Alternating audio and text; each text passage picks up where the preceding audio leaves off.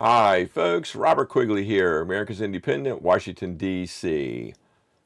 Join us for Quigley's Shadow Government, Independence talk show as we dissect the issues along the way to the White House. Hear us on both radio and TV. Well, folks, we're going to deal with some voter questions that are popping up around the campaign trail, and we're going to follow that with a survey of the campaign land as it exists at this moment. So let's jump right in. The first question of today is from Michael Hunt. We get lots of questions like this. He didn't say which state he was from, but he is a far left voter.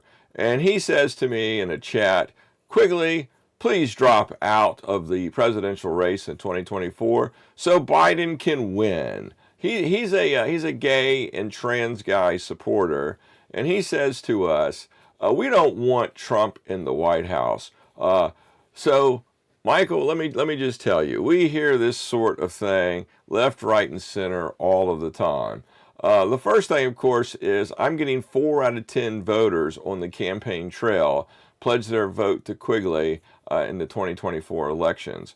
The vast majority of independents, which is like half the population, we do not want either Biden or Trump in the White House. We do not want extremes in the White House. America is not where the extremes are located. So that is never going to happen. And then on top of that, let me just put a couple of other issues involved here. Whether you realize it or not, any candidate that gets 5% of the national vote is eligible to get a $25 million check from the Federal Election Commission. Now, this is public funding, so you kind of have to agree to the terms and process of public funding. But nevertheless, it's a huge incentive for independents and third parties to run the race all the way to the finish line. On a political note and a philosophical note, the country is being ruled by minorities. Let's not make any mistakes about this.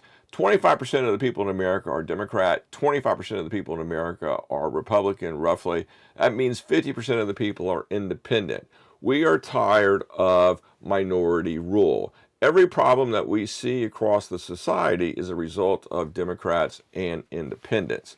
So what you need to do, Michael, is you need to ride the wave of time, turn the page of history, and this whole idea that an independent or a third party is going to drop out so one of the despised and hated Democrat or independent candidates can win is absolutely ludicrous.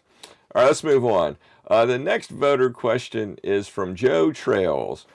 He says, Quigley, I like your platform. I've been through your website. What is your current view of the VA system? Well, I got to tell you, as many of the viewers will know and listeners will know, I have a very long history in the military in terms of my family. I had grandfathers that died in the Revolutionary War. I had grandfathers that died in the Civil War on both sides of the conflict. In every single conflict from the beginning of this country until today, I have had blood-related family members either serve and or die in our conflicts. I grew up a naval kid. I had cousins that went to the academy. I was an inch away from joining the military myself, but I decided to take a different route. But nevertheless, our military services and personnel are near and dear to the hearts of Quigley. So just a couple of basic things we're going to do. We're going to tackle the huge vet homeless problem, the huge vet drug problem.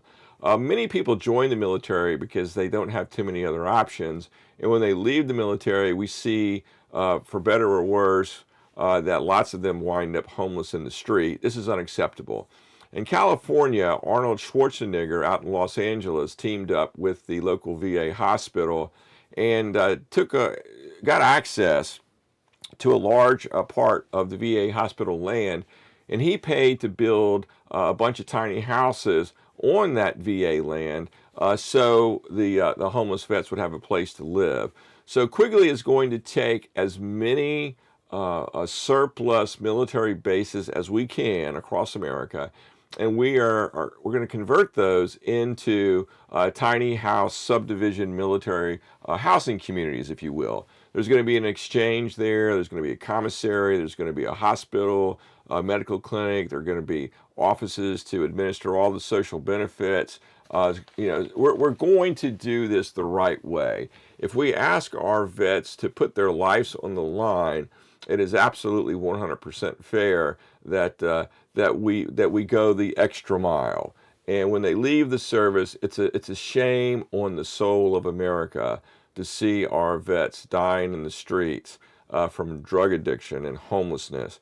Make no mistake about it, we have a lot of things that we need to change in America, but in terms of the vets, those are the benefits that are coming.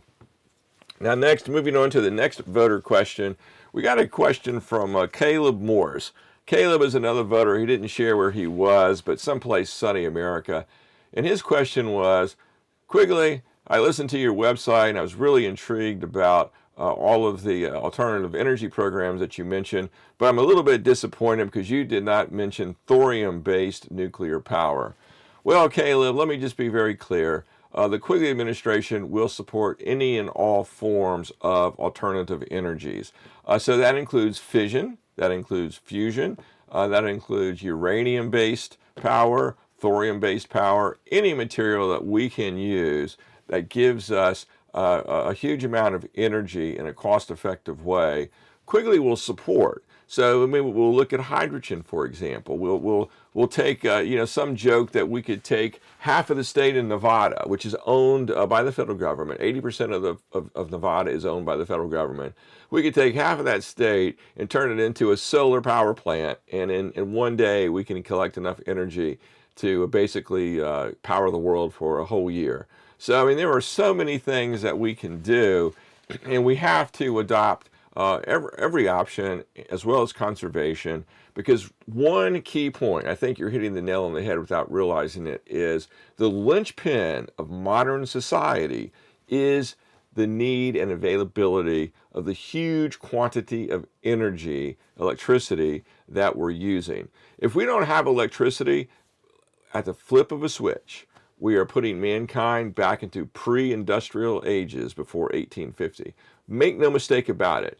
Everything that people argue about and fuss over and talk about, all of that is secondary to the energy question. That is the one thing that maintains and makes modern life possible in every way, shape, and form. And it's also going to be the one tool that takes us very deep into space and eventually helps us colonize the universe around us. So I'm all for any type of alternative energy and all types of nuclear energy that makes sense. Now moving on here, we got another quick question from Steve Harris. He's from New York. I love Steve. He says, man, I had a slow day and I went through your whole website, and then I had 2 more slow days and I went through your website. And you have hit the nail on the head with every one of your programs and every one of your talking points. And he says, of course, mathematically, in the way the system's designed, there's no way you're going to get them all done. But hey, if you get a couple of them done, you're going to improve the lot of all Americans. And we are most definitely going to be on your side. And when I get to that voting booth, I'm writing your name in, Robert Quigley for president. I know you're a write-in candidate. He says he's going to talk to everybody.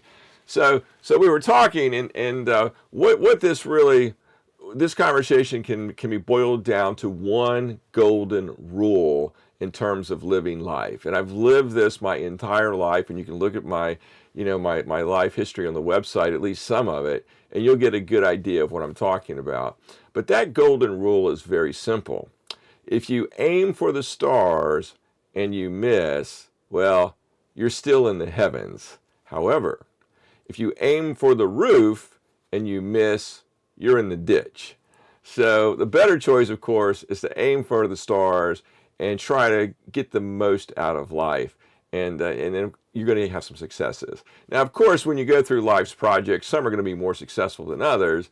But the overall theme is, yep, go for the gusto, go for the stars. And I appreciate your vote, Steve. And together, we're going to make America work for everybody.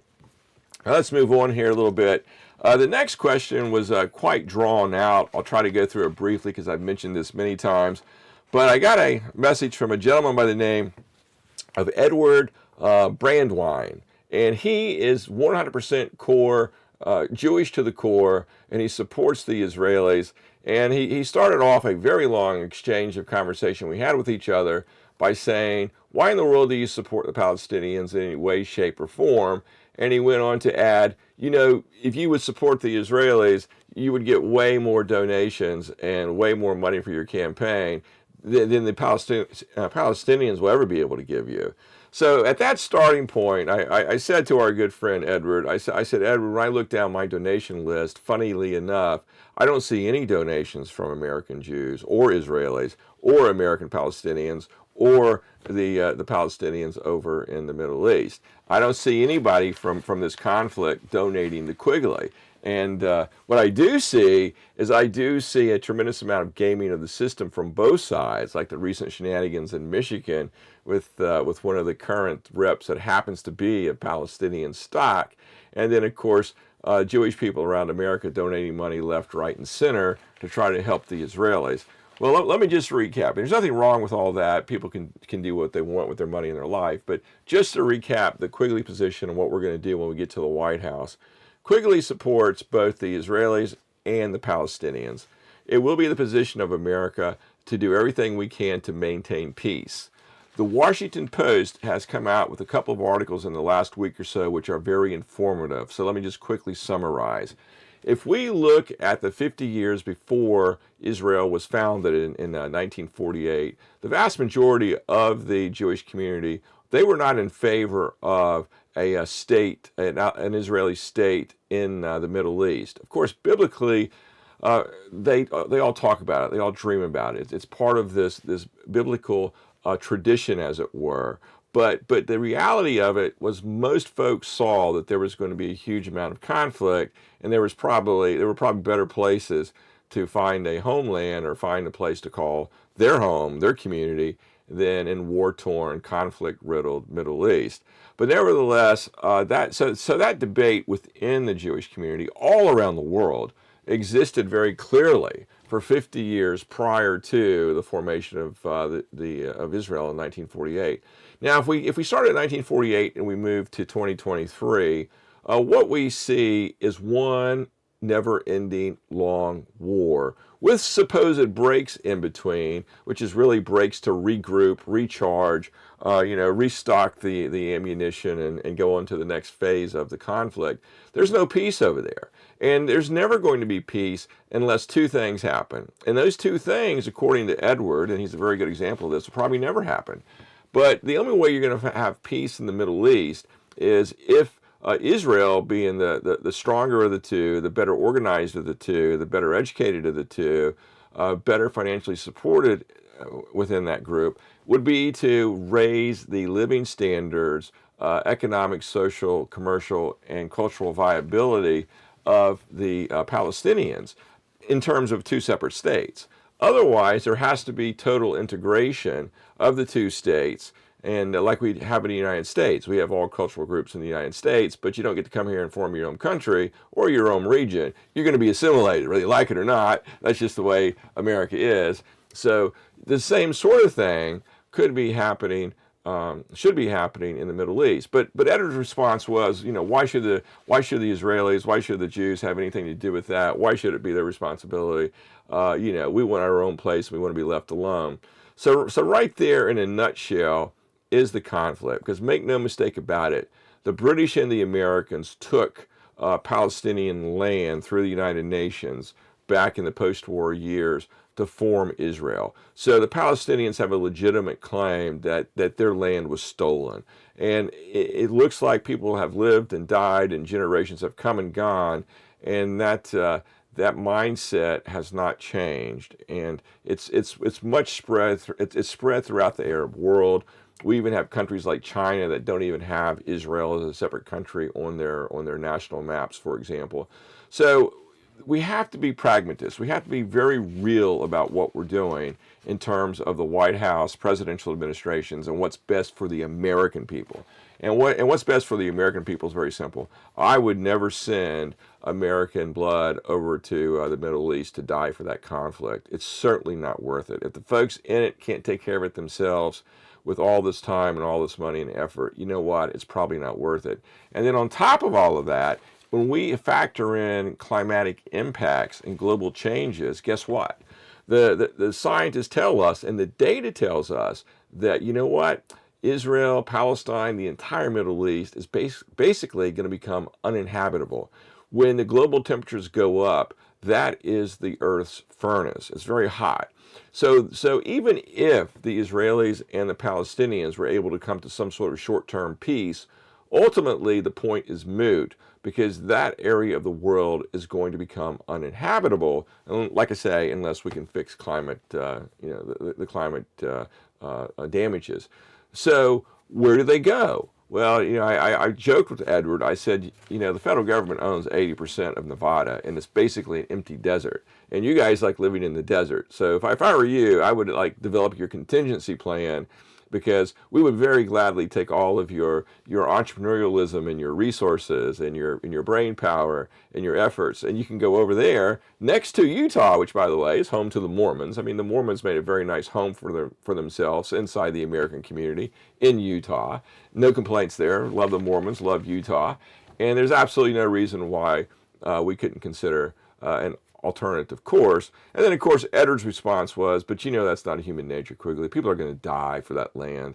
And I'm like, bingo, you hit the nail on the head. Not only are the Israelis going to stand there and fight tooth and nail trying to protect their homeland, the Palestinians are going to stand there and fight tooth and nail trying to protect their homeland. And ultimately, both groups lose, because, like I say, climate impacts are going to wipe them out. So that was a very long, detailed, multi-day conversation I had with Edward. But thanks for the question. We definitely appreciate it. Let's move on. Philip Wheat from Kentucky. You guys know I'm from Kentucky. He says, I think we have likely slipped past the point of no return as a country, and I'm desperately hoping for a leader who can turn us around. I have no hope that one of the established guys would do that. You're absolutely right, Philip. There are two things going on in America. We have one called the tyranny of the law. The legal system's out of control. We have more laws than the rest of the planet combined. We have more people in jail as compared to the rest of the planet combined. We have taken this concept of law too far, and we have something called the tyranny of the law. And a gentleman by the name of Ronald Dworkin wrote a famous book about this way, way back in the 80s when I started law school. It's worth a read. And second to that, the working class in America has been robbed of its prosperity by the liberal elite. And this goes back to the days of Reagan up until now. So we've gotten to a point where a third of Republican voters believe violence is needed to take back the government and put things back on track. Folks, let me just tell you, as a student of the long view of history and the details of countless situations and fact patterns across the planet over time, I can tell you America's about an inch away from an internal war. Because when you have a third of the population who's ready to go to war because they're upset about something, we are in revolutionary times. I don't know if people realize it or not, but let me just tell you, back in the days of American Revolution, a third of the people supported the British, a third of the people supported an independent country, and a third of the people were indifferent. They would go either way. And that's just one example of hundreds that I could give you, but we only have a few minutes here. So what I'm saying is, folks, we are in desperate trouble. Now, there's another voter question from James Nagy. I will get back to that. He basically is talking about the overruling of America's strict Maryland state's strict laws about gun ownership. And the Supreme Court overruled them and said, look, you cannot have any restrictions on gun ownership that did not exist at the time the country was formed. And James's question from Maryland, he was like, what are you going to do about this? Because people are killing each other. Well, this is absolutely right, and it's the underlying issue point. We got to deal with mental illness, homelessness, job insecurity, hunger, the drug addiction, the outrageous crime to support the drug addiction. We got to take care of people. Essentially, we got to do a better job of taking care of people. And by dealing with the underlying issues, we are able to avoid the gun violence. Okay, let me jump in and spend a few minutes here giving a quick lay of the campaign land as it exists today. One of the things that stands out as being a striking failure in American politics, as many of you will know, I have reached out to every presidential candidate across the land, across the political spectrum. I've invited them to join Quigley and to work with me in forming a government that solves America's problems. Some of the candidates don't even have contact information on their websites. I mean, these people are deranged. Why would you run for the American presidency and not want to talk with American voters every chance that you got? But nevertheless, I've been able to talk to a handful, and that includes Ryan Binkley from Texas, Cornel West from New York, of course, Robert Kennedy. But it's amazing the number of people who just don't want to be contacted, and yet they're trying to lead this great land. But the point I'm making here, what I see across the board is we are suffering from something that I'm going to call the American political disease. The American presidency is not about winner take all, and that's the way the country has been organized for all of our history. That's a mistake. The guy who sits in the White House must literally look after the interest of all Americans, not one subgroup of Americans, not the group that won the White House. This is not football. This is not baseball. This is not some sport. But yet it has turned into that. We need to take care of folks, and we need to do a very good job taking care of folks. As we know, Biden is pointless when it comes to economic management. He claims he's an expert, but the economy just gets worse. When we look at the likes of the Trump language, Trump's language is very nutty. That he really does want, him and the far right, they want a democratic dictatorship. And they want that position because they feel very shortchanged with the way their lot in life has developed. But in the case of Trump, his language has gotten so nutty that, boy, I just wonder what the psychiatrists and psychologists think across America when they watch their TV and they hear this. I really wish that some of them would kind of like send me an email or something and give me a 2-paragraph summary of their clinical view on what's going on, because I'm sure it would be very, very interesting. Because I know from a layman's point of view, it's like, man, this guy is like, his language is like worse than Hitler. It's like worse than Mussolini. I mean, it's just the opposite. We should be helping people, and absolutely we should not be doing everything we can to hurt them. So moving on here, folks, we got many other topics that we need to cover. I'll leave you with a couple of quotes. In a gentle way, you too can shake the world. Go to robertquigleyforpresident.com. Donate what you can. Every dollar, big and small, helps. And together, we're going to make America work for everybody.